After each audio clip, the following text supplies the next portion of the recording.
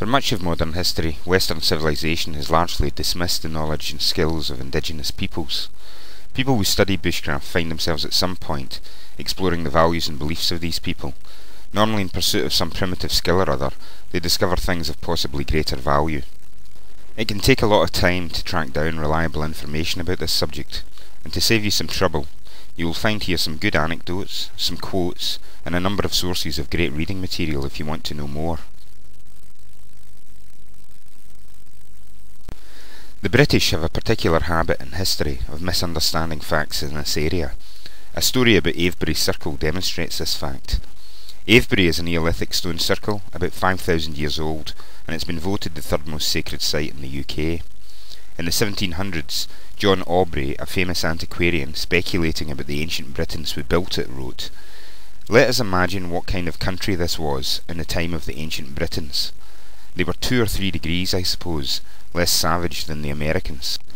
So he's saying that our 5,000-year-old ancestors would be less savage than a civilization which still largely existed 4,500 years later, presumably just because they are related in some distant way to the more modern British.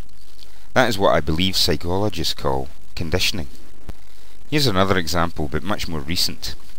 I was exploring Bristol Cathedral and I noticed that the pulpit was supported by a huge carved eagle. A lot of people know that the eagle is a symbol of communication to Native Americans, because it flies so high and can therefore see so much. I asked a curate about it, and she told me exactly that. It's a Christian symbol of communication.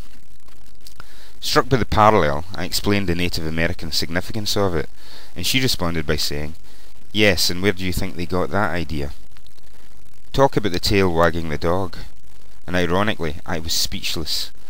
Maybe she didn't know that the Native Americans had been making use of this insight for tens of thousands of years, and their own religion only a couple of thousand.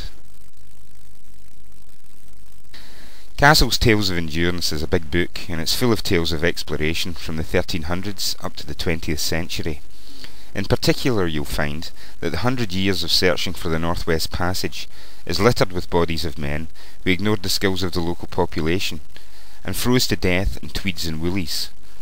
An exception to this is Roald Amundsen.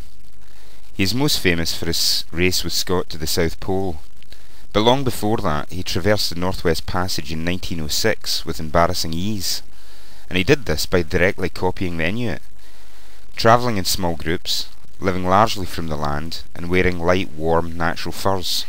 Smart man. Harold Gatti's book, How to Find Your Way Without Map or Compass, has some great examples of how an intimate knowledge of nature can be a life-saving skill. The explorer Spencer Chapman was kayaking along the coast of Greenland with a group of Inuit when a heavy sea mist came down and reduced their visibility to 0. With hundreds of inlets to choose from, the Inuit still managed to turn into a narrow channel with complete accuracy and lead them home. Stunned by their ability to navigate, he asked them how they did it. Apparently, a snow bunting makes a territory of each headland, and not only did the Inuit know a snow bunting's call, but they knew the specific call of the snow bunting that lives on their headland. Now that level of awareness could obviously save your life, or at least it could save you a long cold night in the snow. But take a look at Life Among the Indians by George Catlin. It's full of examples of indigenous beliefs which could help to solve much bigger issues that affect us all.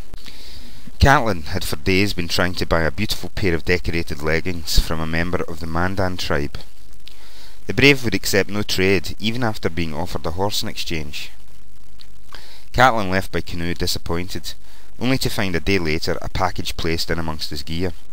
Unwrapping it, he found the very same leggings that the brave would not part with at any price, but obviously could be given freely as a gift. Apparently other tribes had similar principles. One tribe in particular respected a man for how much he could give away without skipping a single heartbeat. Imagine giving away something important to you, and feeling no anxiety at all. This is completely the opposite of how we measure people today, by their ability to keep and acquire material possessions. Highly associated as it is with individual status, imagine a world where the opposite was true, and the consequences for consumption if we measured ourselves and others by how little we had or needed. He also tells a great story about the Conabos Indians of the Amazon. These guys were expert hunters with poison blow darts, and they once took them to war with a neighbouring tribe equipped with the same weaponry.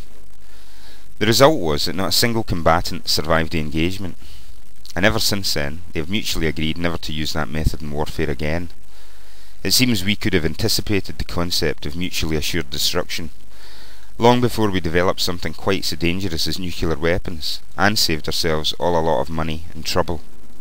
Decisions that affect the entire community are normally made by a council of elders and indigenous tribes.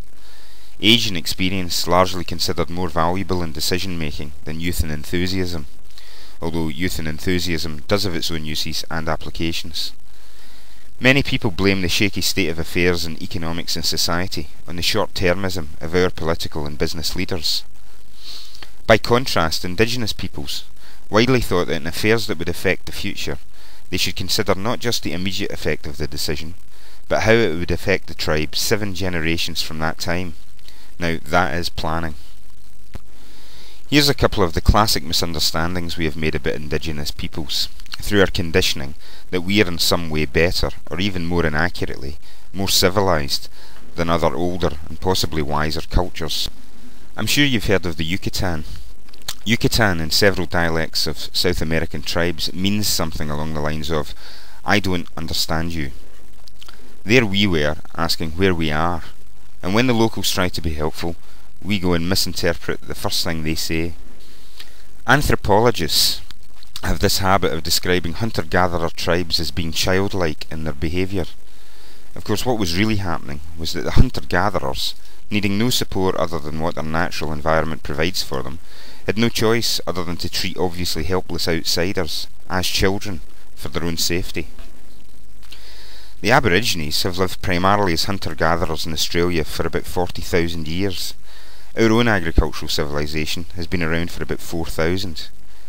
The most striking thing about this, and in direct contrast to our own culture, is that when you look at their environment, you would hardly know they had even been there.